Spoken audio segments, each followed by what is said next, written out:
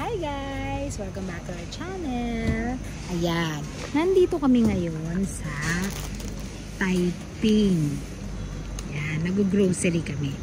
So ito, ang maganda dito sa Taiping, dito sa may Auckland, Asian store siya. So Asian store siya, makikita mo yung iba't ibang sections.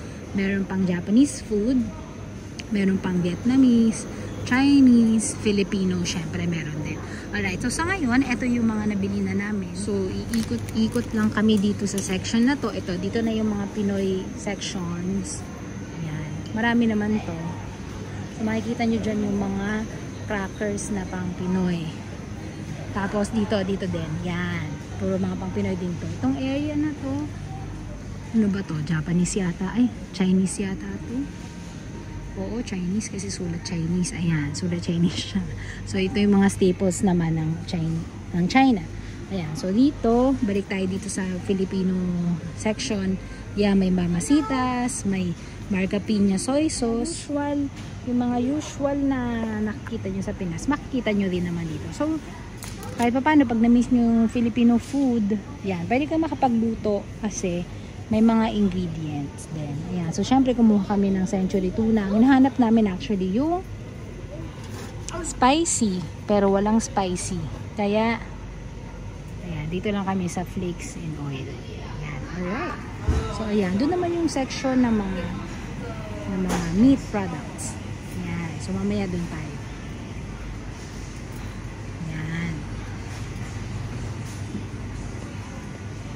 Makikita ninyo, marami. Actually, yung mga namimili ngayon, actually, hindi siya ganun karami as compared ng mga punta namin nung nakaraan. Yan, ito ibang bansa naman din to. Ano bang bansa to? Hindi ko alam kung Vietnamese area po eh. Ayan. Pero basically nga, yung mga pagkain nila nandito din. So, it's a go-to place kapag namimiss mo yung certain country na pinanggalingan mo in Asia. Ayan.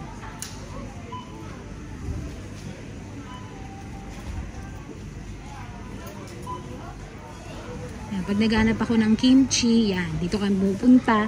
Although, sa ibang grocery stores like Pack and Save for example, meron din naman.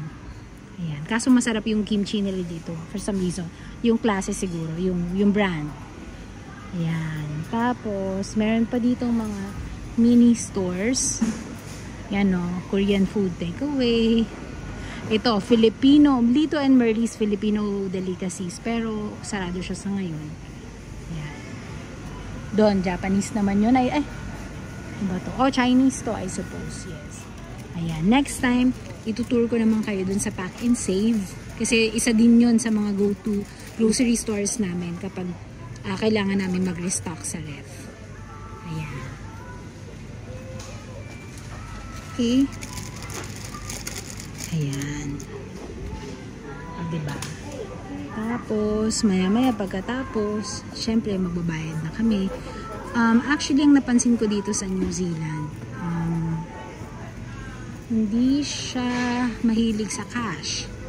Most of the transactions, I noticed lang naman, most of the transactions are via card.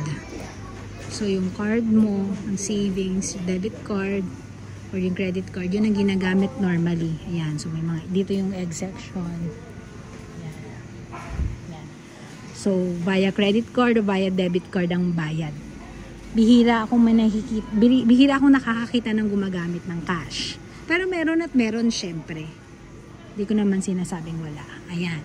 So, iba-ibang section. So, basically, yun nga, tinatapos namin ngayon ang grocery errand namin kasi kung makikita nyo sa labas, medyo maganda-ganda na tong panahon na to kasi actually medyo maulan. Minsan hindi siya reliable, parang 4 seasons in one day kasi ayan, back to my face. Ayan.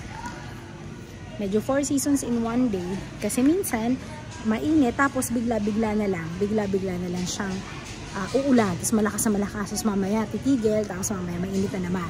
So, nung uminit, ayan, we took the chance and lumabas kami. Alright.